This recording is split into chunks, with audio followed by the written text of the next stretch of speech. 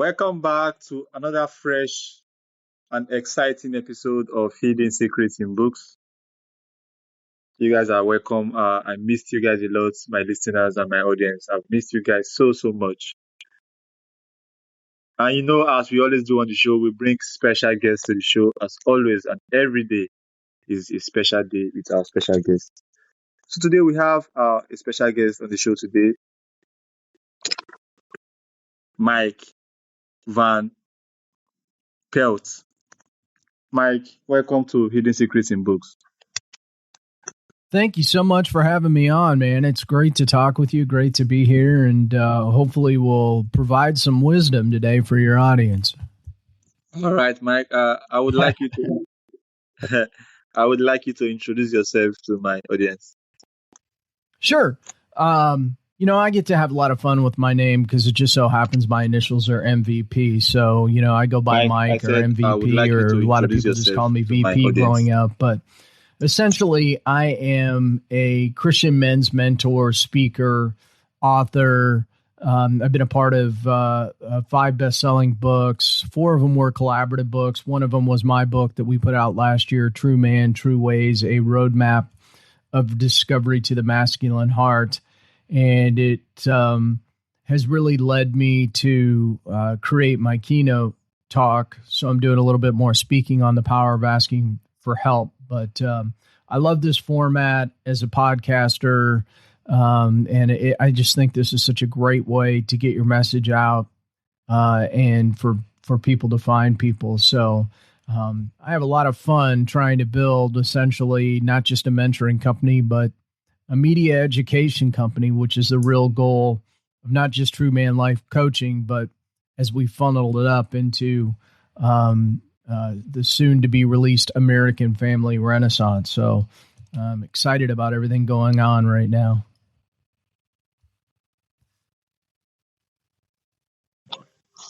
Thank you so much, Mike, for that wonderful introduction. So let's get into the questions I have for you. Sure. Talking about asking for help. Tell us and let the audience know why it is so important to ask for help.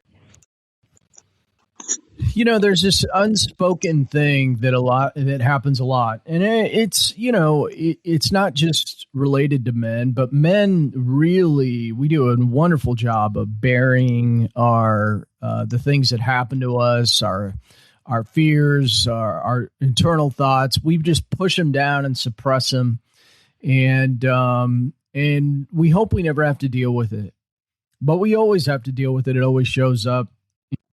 So what does a life of freedom and more look like?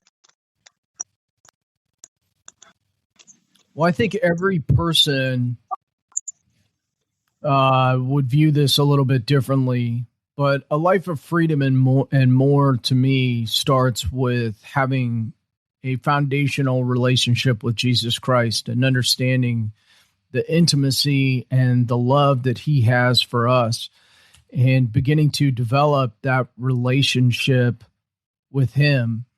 Once that happens, you can really take a pretty good hard look in the mirror and say, hey, what's going on in my world? What kind of shame and pain and trauma have I gone through? And how can I lean on him to help me be redeemed, basically, and overcome the things that have happened to me, and depend on him to become the man that you want to be. And so to me, starting with, when you talk about freedom and having a life of more, it starts with building that relationship with Jesus Christ.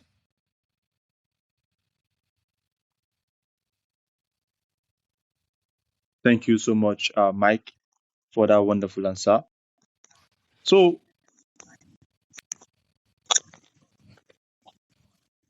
what is the state of masculinity?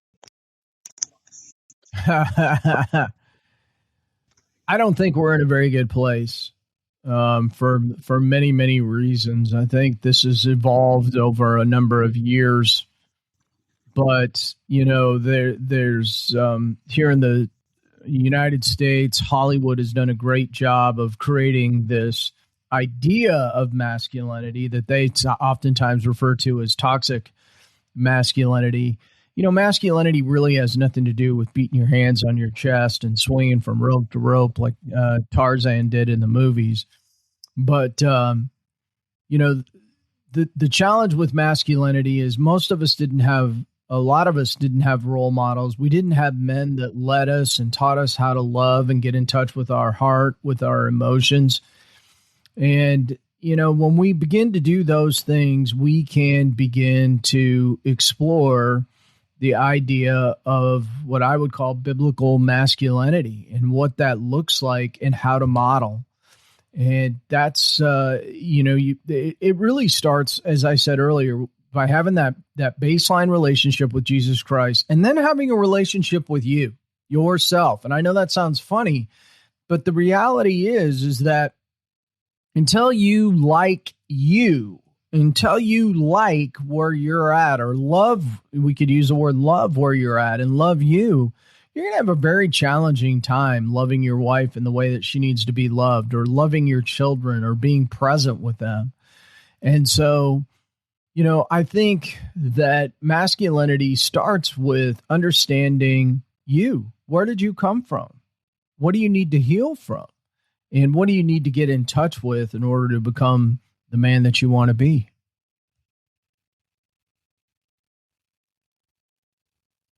All right. Thank you so much, Mike. So, talking about the role faith has played in shaping your life and leadership, as well as your mission, can you share with us the role faith has played in? Well, it's everything. I've been a Christian all my life. So, I grew up as a Christian. But I think the thing that really we talked about freedom and more. And there was a period in my adult life after I'd had children and been married for 20 some odd years where I really started looking at myself and going, there's got to be more to life than this. And I felt like I was missing something. And for me, it was that intimate relationship with Christ. And how that shifted was just getting involved in men's small group, getting involved with other men and doing more than talking about what happened during the game last night. I mean, we're talking about really having deep conversations, not just about scripture, but about how to apply that, what we were learning about and learning more about ourselves. And I did something I'd never done before back in the spring of 2019. I went to a men's retreat. And when you get around men, about 300 men that are all searching for that more and for that life of freedom and trying to gain understanding and touch base with God and your heart, it is quite the experience. And it was on that weekend where during morning song time where God came down and said to me, I want an intimate relationship with you. You're my beloved son. And I did not know that was available. I'd never heard that type of request before, at least directed at me. And so it was a very life-changing event. And it was something that I dove into very easily and started to explore. But it was also something that I realized with all the knowledge that I was gaining in this space, working with men, that I wanted to really go deep with, because I wanted men to experience the same thing that I had experienced if they were ready, willing, and able to push forward in their life and overcome the barriers that oftentimes get in the way of us being the best men that we can be. So faith has played. It is everything for me. Without that relationship, you and I wouldn't be talking right now. Wow, that's wonderful. Thank you so much, Mike, for that answer. So, what are the biggest challenges holding men back from becoming the leaders they are called to be? So many things, but I think probably one of the bigger things is fear. And this is something that I address in my keynote, and I call it the 4 obstacles of fear. Now, there are more than 4, but these 4 come up quite a bit. And that's the fear of rejection, the fear of uncertainty, the fear of vulnerability. Well, what happens if all of a sudden I'm vulnerable with people? How will that appear? And so many men go through that 4th one of just this fear of unworthiness. They just don't feel like they are worthy. They've never really had anybody tell them, I love you, or I'm proud of you. And so they just float through life not feeling worthy of being successful. And those types of fears really will hold a man back. And so when you learn to face those fears head on and walk through that door of freedom with Christ at your side, man, anything is possible. So, to me, it really starts with overcoming some of these fears that we make treaties with, we've bought into, we've made agreements with these fears, and they're simply not true. And so we really want to work on overcoming those fears so that we can push forward and have the life that we want to have.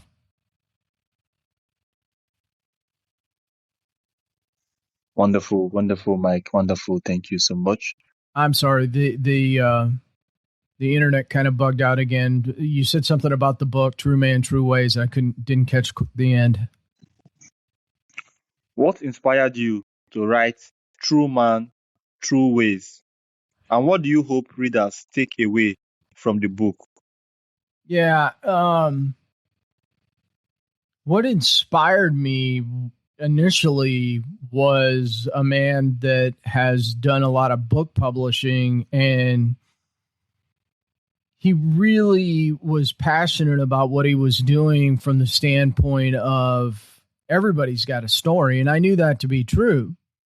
Everybody's got a story. And a lot of people will say, well, I want to write a book. And then, they just never do it. They never take action on it. It's only 3% of the world's population have ever written a book. So it's a very small elite group for sure. But he planted the seed. And then as it evolved, I realized that I really did have a story to tell. And I wanted to introduce people to this idea of becoming a true man. Now, true man is taken right out of Scripture. It's Jesus Christ walk on earth as a true man. And that was the name of our men's small group when we started it. And that's important because Jesus modeled what it is that we need to follow. And so that's why we named our group that. And a lot of people just don't associate this idea of true man, or they've never read it. And so my goal here was to introduce people to the ultimate true man, Jesus Christ, and say, hey, listen, if you take some of these basic daily principles, goal setting, your health, journaling. One of the things we do not talk about enough with men is journaling. Write down what you're feeling. How did your day go? It's important to get these things down on paper. And I took all of these, things, and I brought them together, and I said, okay, what does Scripture have to say about all this? And so every chapter that I wrote on, I checked in with the Bible, and I said, okay, what does the Bible have to say about this? That's why it's important. And in almost every case, there's some kind of story in the Bible about somebody that went through something to overcome, what it was that was going on in their world, whether it was money, whether it was their health, and these are the types of really basic things that men need to get focused on if they're going to take their lives back. And so I was inspired to not only tell my story, but really pass on the things that helped me get to a point where I could go out and talk about this story and live the life that I'm living.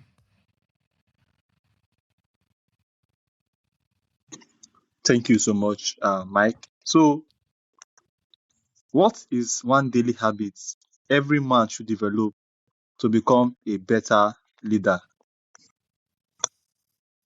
Oh boy, there's so many, but I will tell you one thing that I do every morning, and I simply call it my morning routine.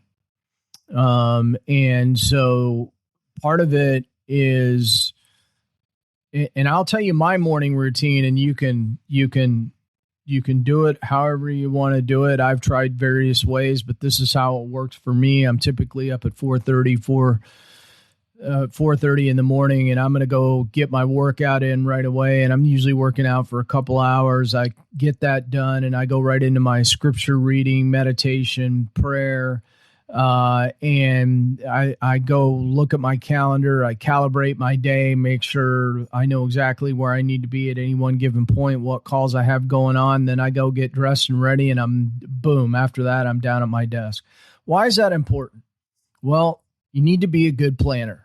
You need to have, it doesn't matter how you do it, whether you write your schedule on your phone, whether you write it on a calendar, you need to be a good planner, and you need to have some discipline in your life. And if you don't, you're just going to get loose.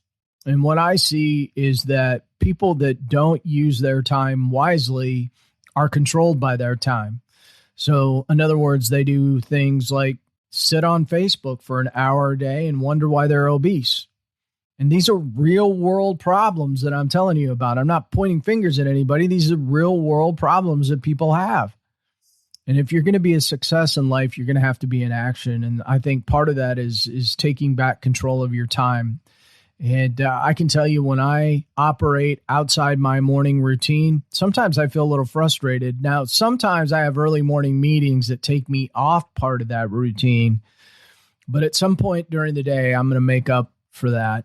And so it's very important to make sure that you're monitoring your schedule and watching what your schedule, because if you don't, people will own you, and you don't want them to own your schedule. You want to own your schedule. That's just part of being a success. That's just one of many tips I could give you.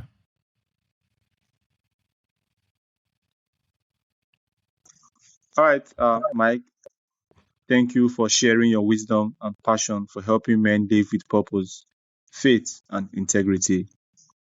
For listeners out there, if you'd like to learn more about Mike, his coaching, books, and the True Man podcast, be sure to check out his work. And thank you all for listening. So, Mike, where can they connect with you and check out your work as well? Yeah, we're building a brand new website for the American Family Renaissance, but we've talked a lot about True Man, and True Man is very much alive and well and a part of the American Family Renaissance. So if you go out to truemanpodcast.com, you're going to be able to find everything: the blogs, the podcast, my calendar, and my email, and you can connect with me that way. And, we're just doing more and more and more to make sure that website is a resource, including building courses. And very, very soon, we're going to have a wonderful little half-day men's summit that will be available online. In fact, you can go out on my website now and sign up for that summit. And we're going to have, including myself, 8 great men really passing on tremendous wisdom to bring back fundamentals that can really add value to your life. So, yeah, head out to truemanlifecoaching.com and you can find all you need there. Thank you so much, Mike. Once again, I really appreciate you for coming to my show. And thank you for taking our time to share your insights and your perspective about helping men live a true and purposeful life, and a life of faith and integrity. Once again, thank you so much, Mike. Thank you. Appreciate you having me on. And do have a wonderful day ahead. You too. Bye.